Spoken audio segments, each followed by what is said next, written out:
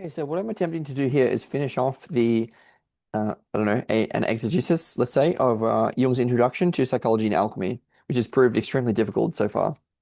The first three videos in the exegesis of this essay were great, on psychology and Christianity, and I forget the name of the second one. It was Crucifixion is Reality, and then, but why alchemy? But then the next two, trying to describe the problem of three and four, sort of go into the last third of this essay and characteristically like impossible to follow. And I did my best, but it's like really hard to convey what Jung means by this stuff, although it has ended up being quite important to me. And so I'm basically going to jump right back into where I left off, which is sort of some basics in Jungian theory as applied to the relationship with faith and with Christianity in the last few pages of this particular essay, which is reprinted in Murray Stein's Jung on Christianity. And it's from page 204 and paragraph 36 in the essay. And so what I'm going to be doing is sort of reading what Jung is saying and then trying to convey what he means, for no other reason than that I want to understand better, and trying to explain it helps me to understand it. So he says, during the process of treatment, the dialectical discussion leads logically to a meeting between the patient and his shadow, that dark half of the psyche which we invariably get rid of by means of projection, either by burdening our neighbors, in a wider or narrower sense, with all the faults which we obviously have ourselves, or by casting our sins upon a divine mediator with the aid of contrition or the milder contritio and attritio. Okay, so I take that to mean that Jung is sort of talking about a dialectical process such as the one that is found in psychotherapy, and he feels that that sort of leads logically or naturally to the encounter with the shadow, confrontation with the shadow, as a sort of one of the first steps of that process. And that normally we sort of, yeah, we project that shadow either onto other people or onto God.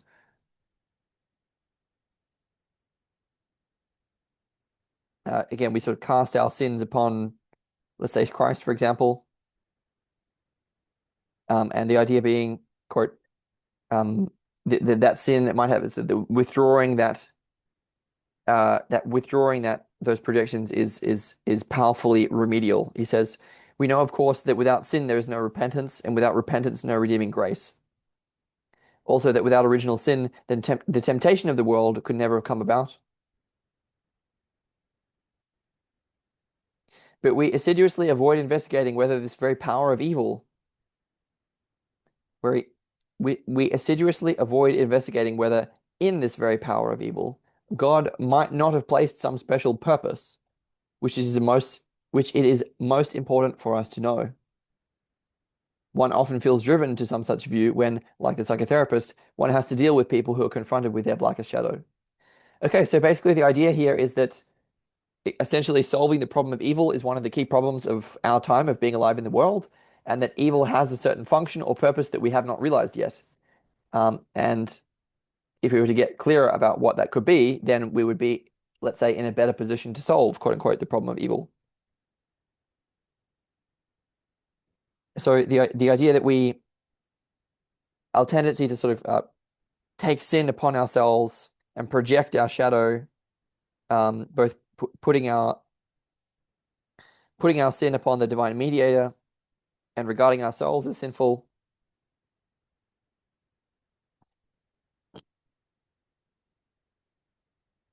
That there might be a purpose to that we haven't realized yet, essentially, and that hasn't occurred to us.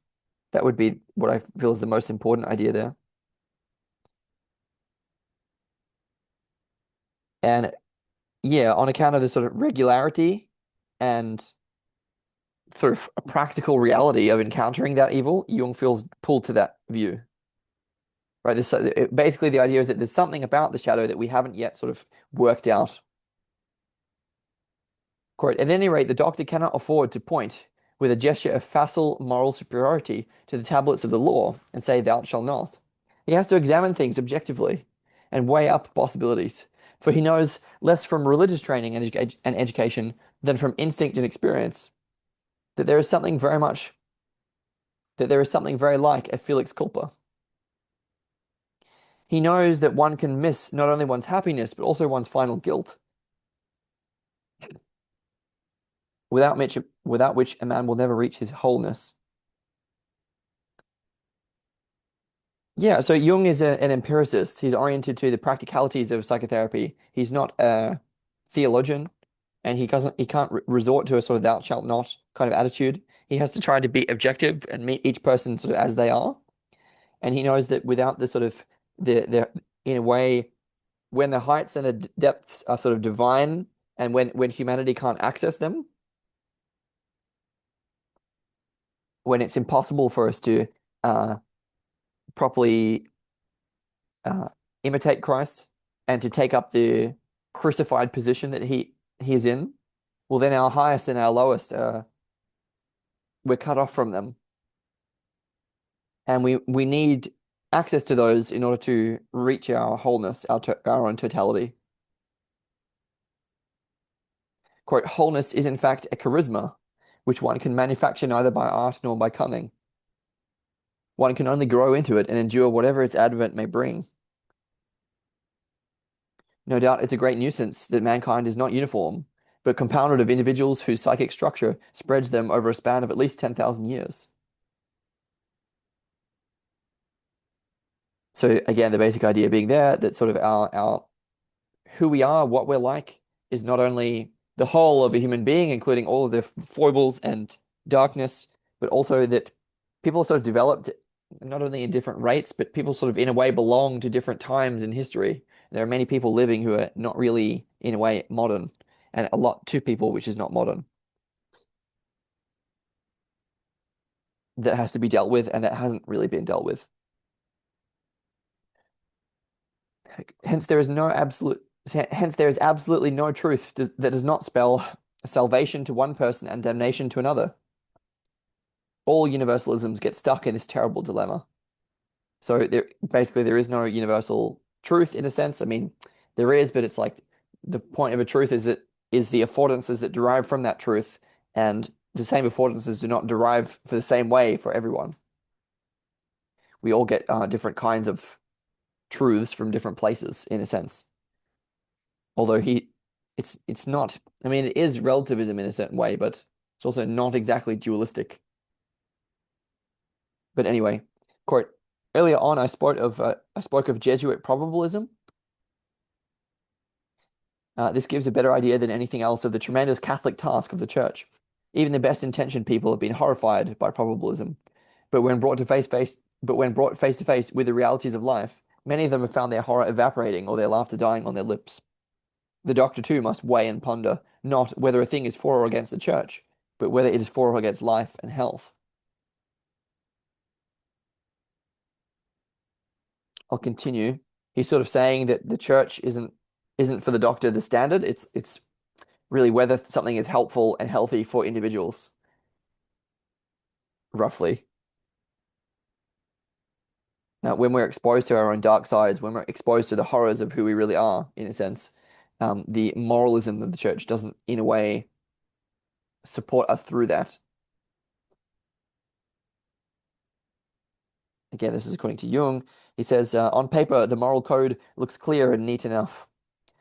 But the same document written on the living tables of the heart is often a sorry tatter, particularly in the mouths of those who talk the loudest. We are told on every side that evil is evil and that there can be no hesitation in condemning it, but that does not prevent evil from being the most problematic thing in the individual's life and the one which demands the deepest reflection. Yeah, so condemning evil doesn't really help us with dealing with it, especially. Quote, what above all deserves our keenest attention is the question exactly who is the doer? Who is the doer? For the answer to this question ultimately decides the value of the deed. So who is it that does evil? Who is it that does evil? Who is it that does something? Is it us? Do we act within ourselves? Or are unconscious forces possessing us and working against us? So it's a variant of the question, who am I? Who is the doer?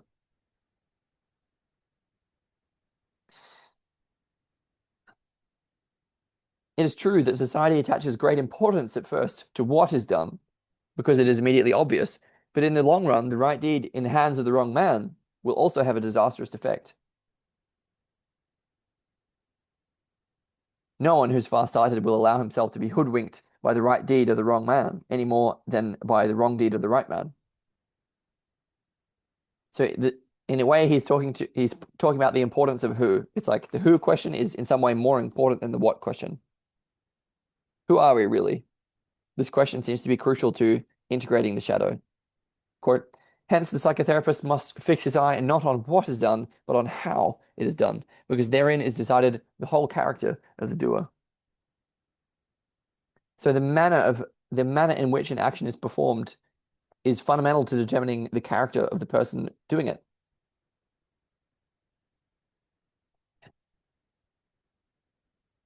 Evil needs to be pondered just as much as good, for good and evil are ultimately nothing but ideal extensions and abstractions of doing, and both belong to the chiaroscuro of life, which is meaning the contrast of life. So he feels that our doing in life, in a way, comes first, and that good and evil are sort of judgments upon our doing.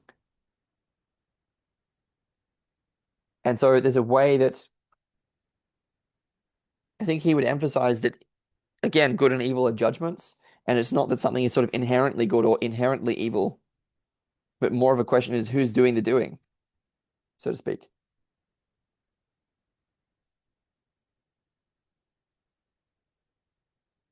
In the last resort, there is no good that cannot produce evil, and no evil that cannot produce good. The encounter with the dark half of the personality or shadow comes about of its own accord in any moderately thorough treatment. This problem is as important as that of sin in the church.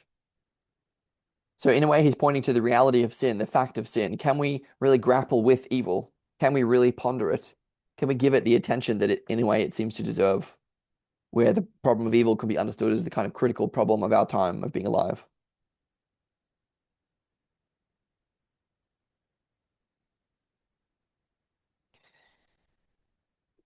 The open conflict is unavoidable and painful. I've often been asked, quote, and what do you do about it? I do nothing. There's nothing I can do except wait with a certain trust in God until out of a conflict born with patience and fortitude, there emerges the solution destined, although I cannot foresee it for that particular person. Okay, so what he's talking about is the sort of basics of Jungian theory is to experience the problems of our intrapsychic and real life, right? To experience the problems of life with such a force that we can conceive them as a kind of conflict between opposites that constitutes our entire being. So to be in that conflict, to be in that situation, and to endure it. The idea being that if we can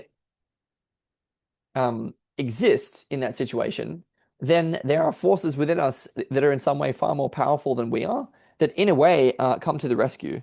It's a way of being with our inner conflicts so as to draw out our own inner strength, which he thinks of as the archetype of the self. Quote, not that I'm passive or inactive, meanwhile. I help the patient to understand all the things that the unconscious produces during the conflict. The reader may believe that these are no ordinary products. On the contrary, they're among the most significant things that have ever engaged my attention. Nor is the patient inactive. He must do the right thing and do it with all his might in order to prevent the pressure of evil from becoming too powerful in him. He needs justification by works, for justification by faith alone has remained an empty sound for him, as for so many others. Faith can sometimes be a substitute for lack of experience. In these cases, what is needed is real work.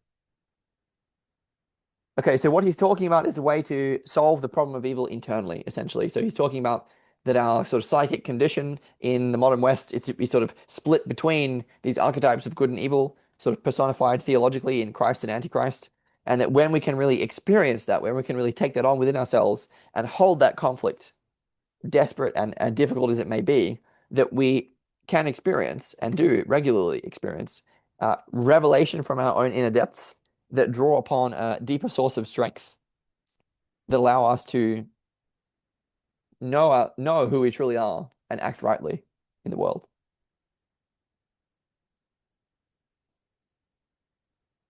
A great deal of material arises from that state of conflict.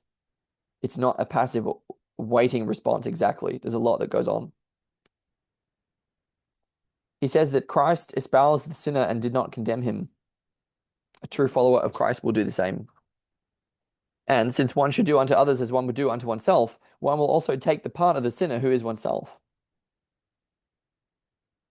And as little as we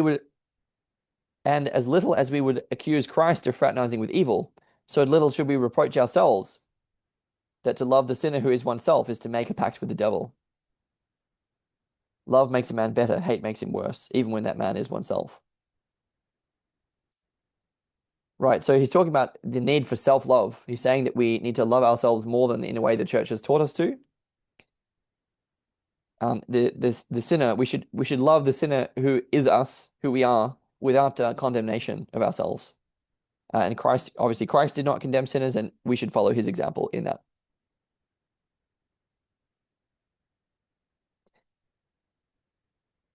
The danger in this point of view is the same as in the imitation of Christ, that we can't love ourselves. But the Pharisee in us will never allow himself to be caught talking to publicans and whores.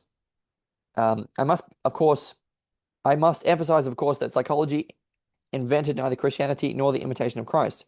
I wish everybody could be freed from the burden of their sins by the church. But he to whom she cannot render this service must bend very low in the imitation of Christ, in order to take the burden of his cross upon him. The ancient Greeks could get along with the Greek wisdom of the ages, exaggerate nothing, all good lies in right measure. But what an abyss still separates us from reason.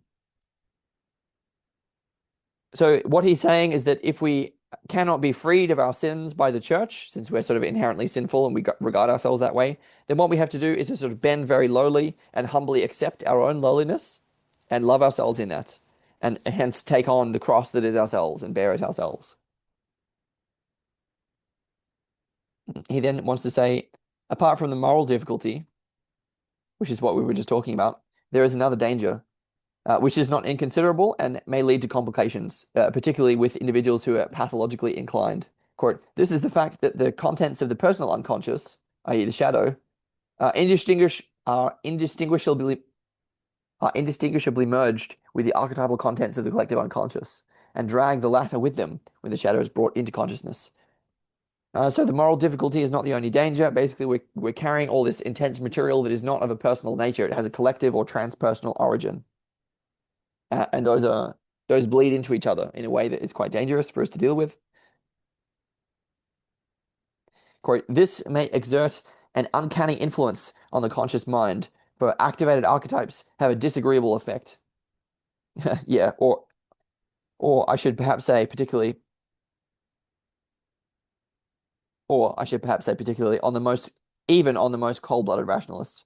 So basically, yes, he's just saying that archetypal forces are very strong and very real and affect us in a dramatic way, especially when we encounter the shadow and do work involving the unconscious. Quote, he is afraid that the lowest form of conviction, namely superstition, the rationalist, this is, as he thinks, forcing itself upon him. But superstition in the truest sense only appears in such people if they're pathological, not if they can keep their balance. It then takes the form of the fear of going mad, for it must be admitted, for everything that modern mind cannot define, it regards as insane. So basically, when we encounter the shadow in this way, we often get superstition as a result, and the rationalist really fears this, and hence the sort of one of the unwillingnesses to work on our unconsciousness, and that we often have the fear of insanity that comes up, and probably with good reason, since we know that there are very powerful forces that we don't know how to deal with. Psychology is designed to support us in that. Look at this. It must be admitted that the archetypal contents of the collective unconscious can often assume grotesque and horrible forms in dreams and fantasies, so that even the most hard-boiled rationalist is not immune from shattering nightmares and haunting fears. So it's very confronting. That was quoted in Peterson. Quote, the psychological elucidation of these images, which cannot be passed over in silence or blindly ignored, leads logically to the depths of religious phenomenology. The history of religion in its widest sense, including, therefore, mythology, folklore, and primitive psychology, is a treasure house of archetypal forms from which the doctor can draw helpful parallels and enlightening comparisons for the purpose of calming and clarifying a consciousness that is all at sea. It's absolutely necessary to supply these fantastic images that rise up so strange and threatening before the mind's eye with some kind of context, so as to make them more intelligible. Experience has shown that the best way to do this is by means of comparative mythological material. So basically, there's a way that if we really grapple with who we are, if we really encounter ourselves in the way that Jung is talking about, then we not only encounter these profound states of inner struggle and conflict, we not only encounter this profound meeting with the shadow and the dark, and not only dark, but also transpersonal and archetypal forces that are within us, but that we need to be able to make sense of that when we do. And that logically takes us into religious phenomenology, knowledge of mythology, of folklore, of primitive psychology, and comparative mythology, particularly. And all of that can be very helpful in that kind of a situation. Quote, part 2 of this volume gives a large number of such examples.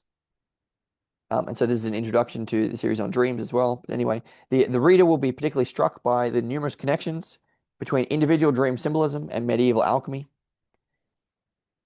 This is not, as one might suppose, a prerogative of the case in question, but a general fact, which only struck me some 10 years ago when first I began to come to grips with the ideas and symbolism of alchemy. So yes, again, Jung thinks that alchemy and individuation sort of dovetail because of the empirical evidence of the symbolism that he analyzes.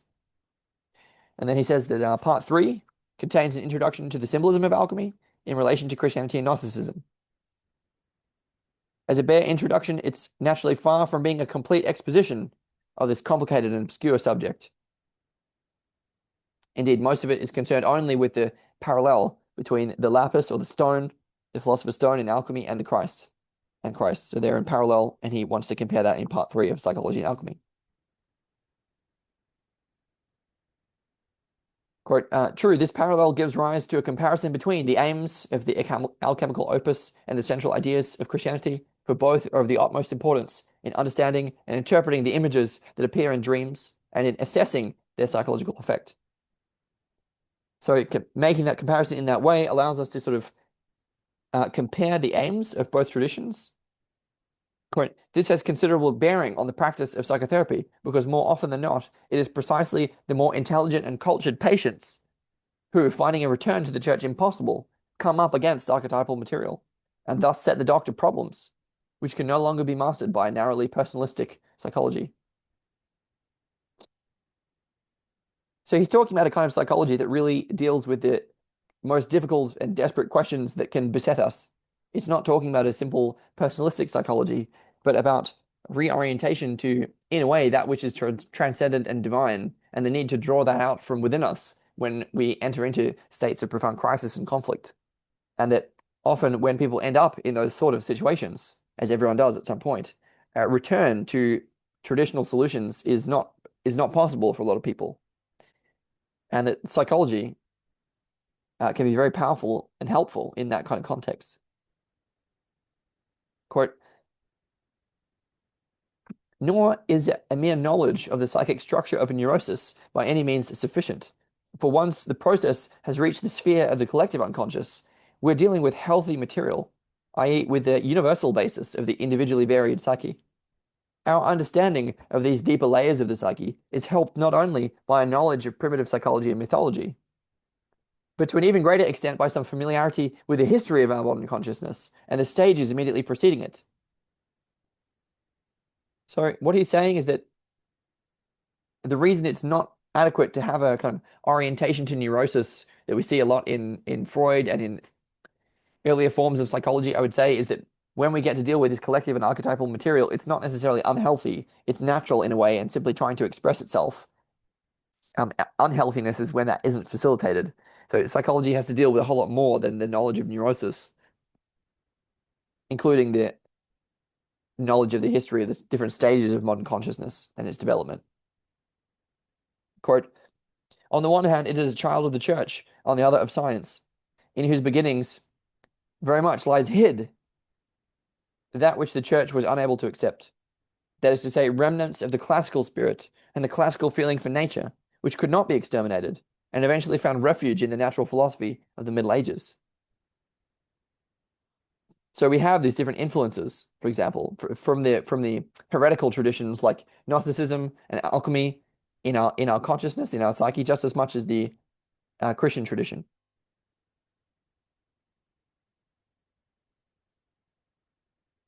Quote, as the spirit of metals, spiritus melitorum, and the astrological components of destiny, the old gods of the planets, lasted out many a Christian century.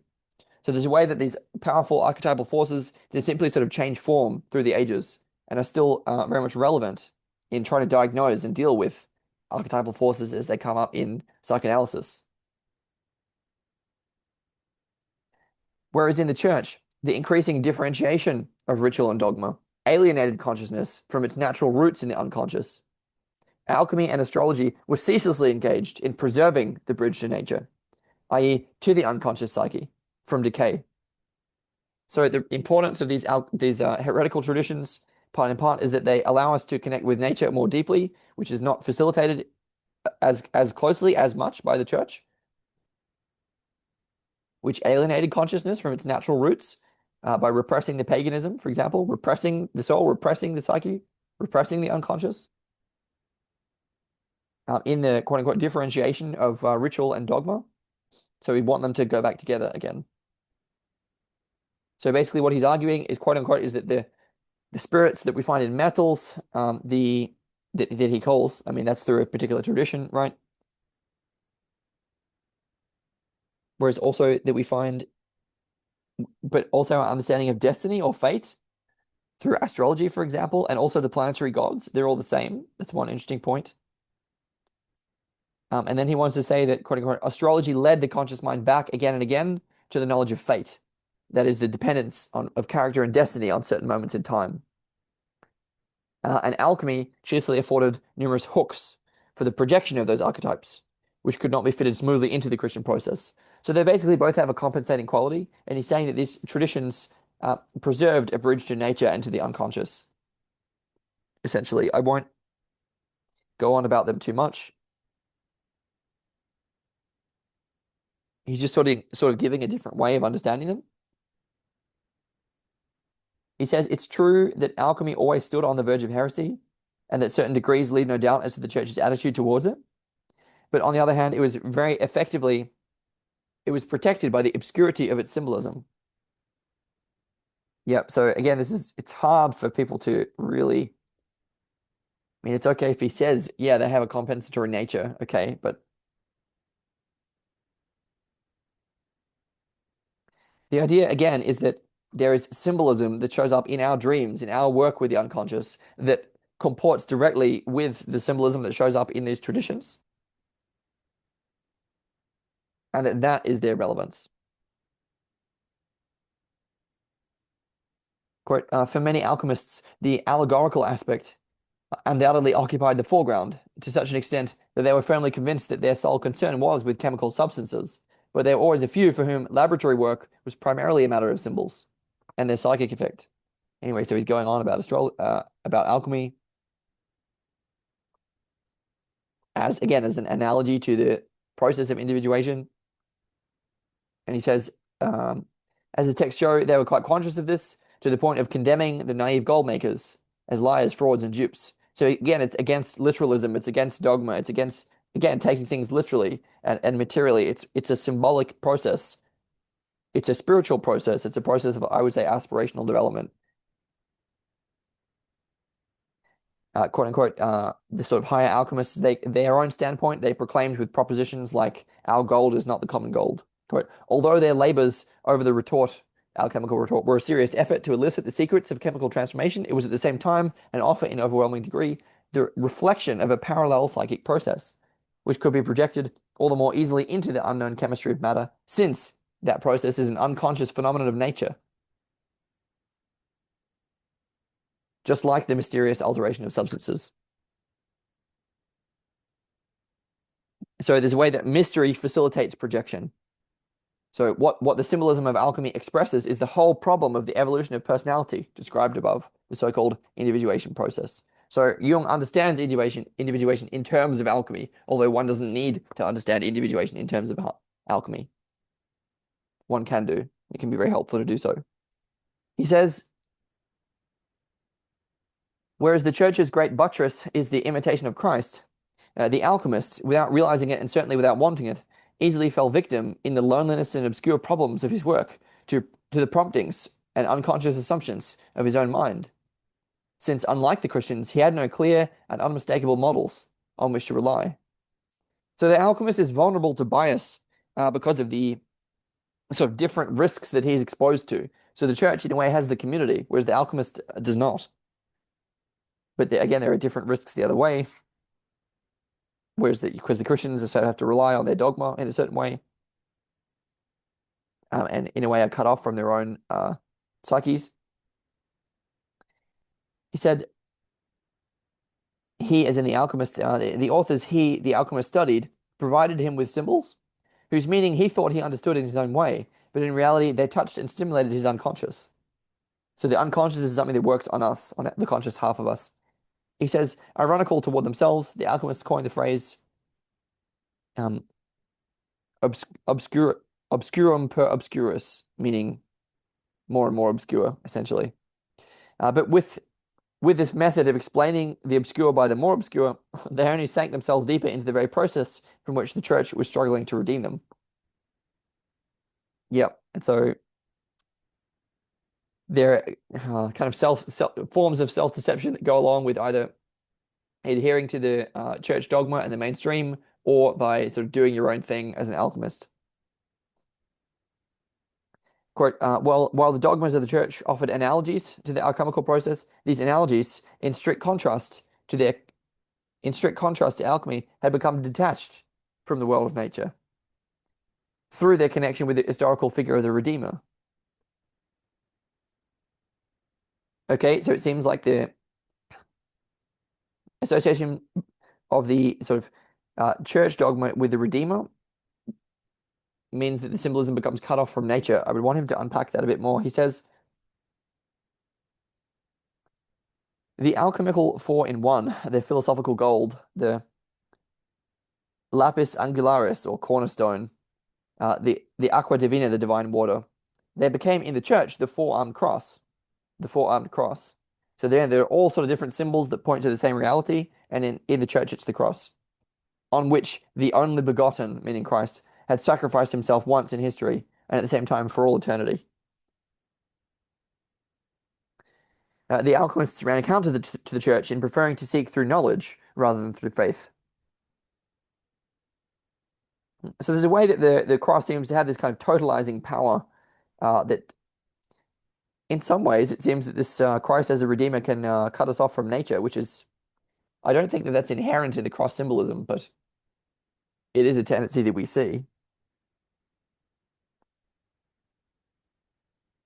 Again, they were most of the medieval people, and they thought of themselves, the alchemists, as good Christians.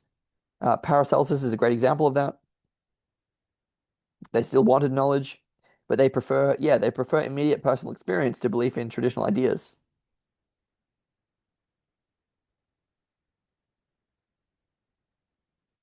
Or that personal experience comes upon them. So dogma is not arbitrarily invented, nor is it a unique miracle, although it's often described as miraculous with the obvious intent of lifting it out of its natural context. Yeah, so he's pointing out that sort of dogma too is ultimately derived from nature, and they just want a sort of a more direct connection. We see the roots of Protestantism. He goes on, at least some of them here, and he says, the central ideas of Christianity are rooted in Gnostic philosophy, which, in accordance with psychological laws, simply had to grow up at a time when the classical religions had become obsolete. It was founded on the perception of symbols thrown up by the unconscious individuation process, which always sets in when the collective dominance of human life, dominance of human life fall into decay. So basically, he's talking about a certain evolution of symbols that went along from a time when Christianity grew out of Gnosticism, And there's a way that the sort of the previous religions were sort of not really working for people anymore, and that threw up new symbols from the unconscious in this process of individuation that we see happening at a sort of collective level at the same time, and that the symbolism of Christianity sort of came out of that, even though it's of a Gnostic origin. Quote, at such a time, there's bound to be a considerable number of individuals who are possessed by archetypes of a numinous nature that force their way to the surface in order to form new dominance. Yep, so these kind of unconscious symbols arise when collective and conscious forms, religious forms, disappear or don't work anymore. He says this state of possession shows itself almost without exception in the fact that the possessed identify themselves with the archetypal contents of their unconscious. And because they do not realize that the role which is being thrust upon them is the effect of new contents still to be understood, they exemplify these concretely in their own lives, thus becoming prophets and reformers. So it's kind of not clear here whether Jung is praising the prophet and reformer or criticizing them, because the world needs prophets and reformers, and there's a way that, in a way, the prophet and reformer has to identify with such archetypal content coming through them if they're to properly perform their role. So he's talking about the commonality, the commonness of possession at such a time, and the act in a sense the purpose of possession.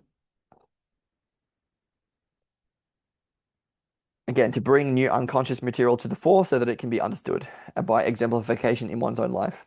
He says, insofar as the archetypal content of the Christian drama was able to give satisfying expression to the uneasy and clamorous unconscious of the many, the consensus omnium, or the everyone's consent, the consensus, raised this drama to a universally binding truth, not, of course, by an act of judgment, but by an irrational fact of possession, which is far more effective. Thus, Jesus became the tutelary image or amulet against the powers, the archetypal powers, that threatened to possess everyone. So he was a saving grace, literally.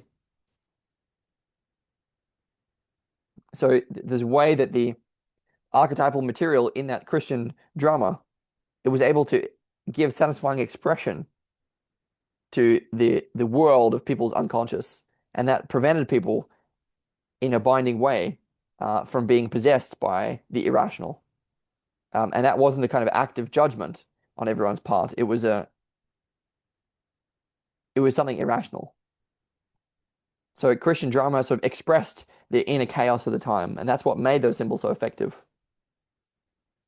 He became a symbol of order against their inner chaos.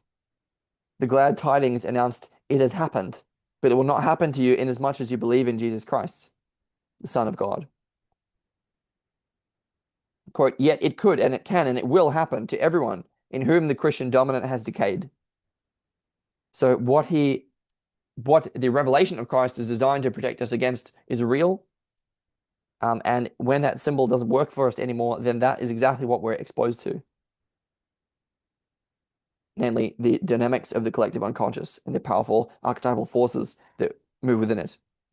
For this reason, there have always been people who, not satisfied with the dominance of conscious life, set forth, under cover and by devious paths, to their destruction or salvation, to seek direct experience of the eternal roots, and following the lure of the restless unconscious psyche, find themselves in the wilderness, where, like Jesus, they come up against the son of darkness, as in the shadow, in a way, the Antichrist. Seekers have always thought that, and it's really dangerous.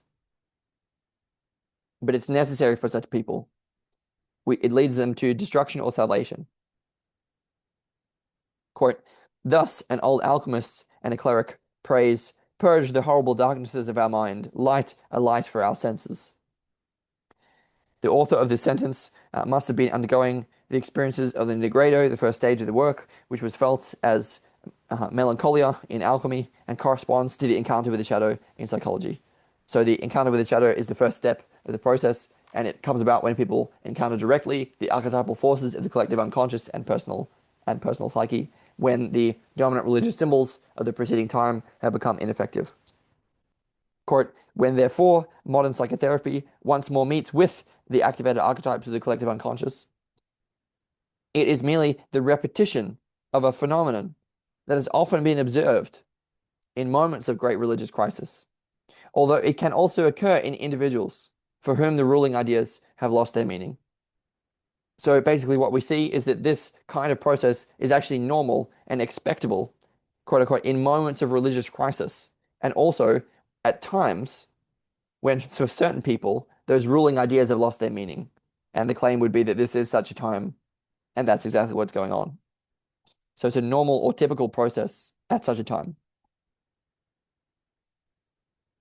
An example of this is in the Dissensus ad inferos in Faust, which consciously or unconsciously is an alchemical opus.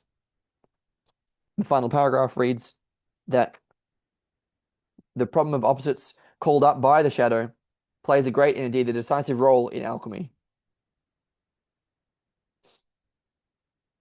since it leads to the ultimate phase of the work, since it leads in the ultimate phase of the work to the union of opposites in the archetypal form of the hieros gamos or chemical wedding.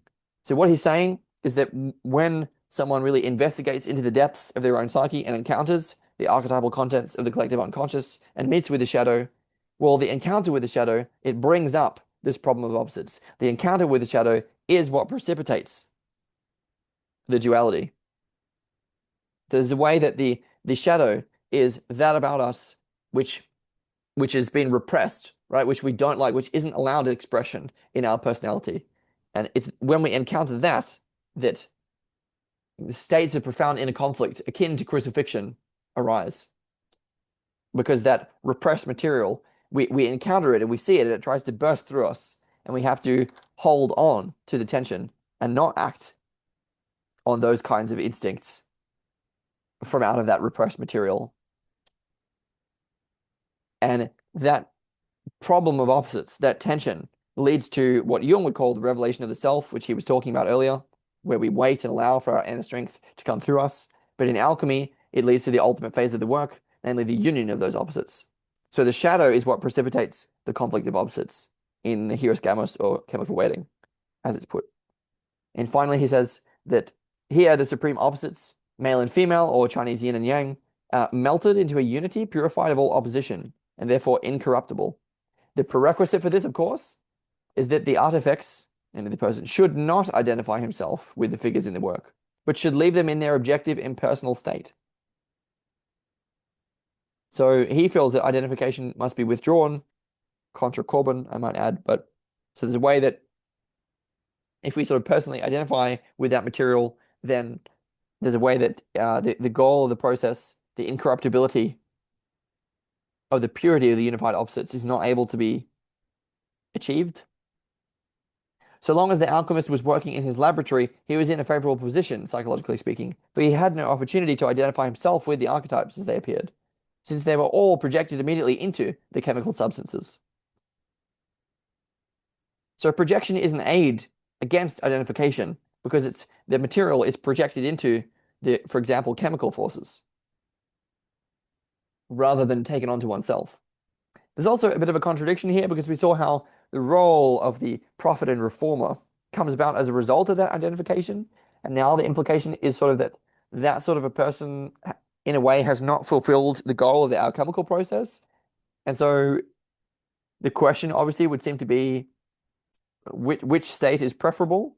Because look, there are problems on the other hand with if one does experience a genuine revelation, genuine original quote unquote salvation or contact with such material that can be integrated, and one doesn't stand behind one's findings, if one doesn't be who one is, then that's just as much of a capitulation. And there's a key way that I think I feel that Jung comes to a kind of Canadian middling solution where he sort of talks about sort of disidentification and sort of hanging out in the middle, not identifying with such material in a way that avoids the sort of superiority and inferiority complexes. And I think there's a way that what I'm sort of looking for is there's a way that Christ was able to be, quote unquote, both God and man, right? And in a way, I kind of feel that that's a superior solution to the problem. Like there's a way that I feel that disidentifying from such material is a denial of one's own divinity. But you got to be so careful though, because the risk of inflation is real, right? And so I'm a little confused about what Jung is saying because he's sort of talking about how th those who are prophets and reformers identify themselves with the archetypal contents of the unconscious, and then sort of recommending that we don't do that. And I'm like, yeah, but what about the social role of the prophet and reformer?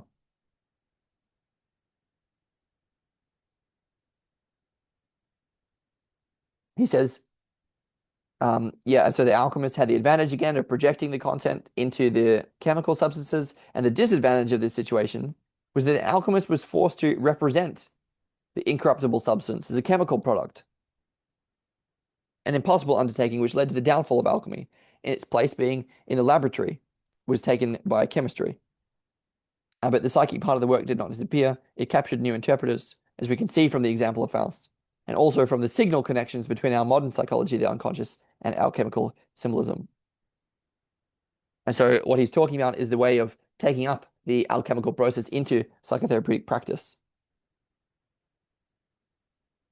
And that he conceives that the sort of completion of the alchemical process is ultimately the quote unquote creation of the incorruptible substance, whatever that means. It's a symbol for the goal of the process.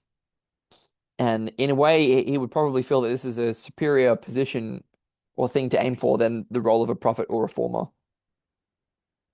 So that that role would have to be transcended.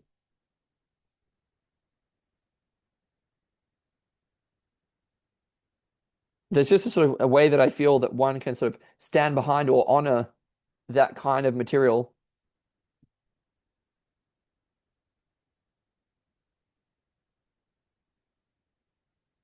and that one needs to do that. I do feel strongly about that, but and so that was yeah, that was again complicated, but it's about Jung's take on alchemy and the relevance of psychotherapy as a sort of transcending, yeah, as a way of solving the fact that many people feel that the religious symbols aren't really working for them.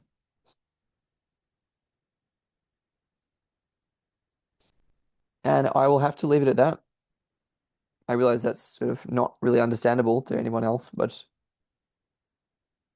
that's the way that this guy likes to communicate.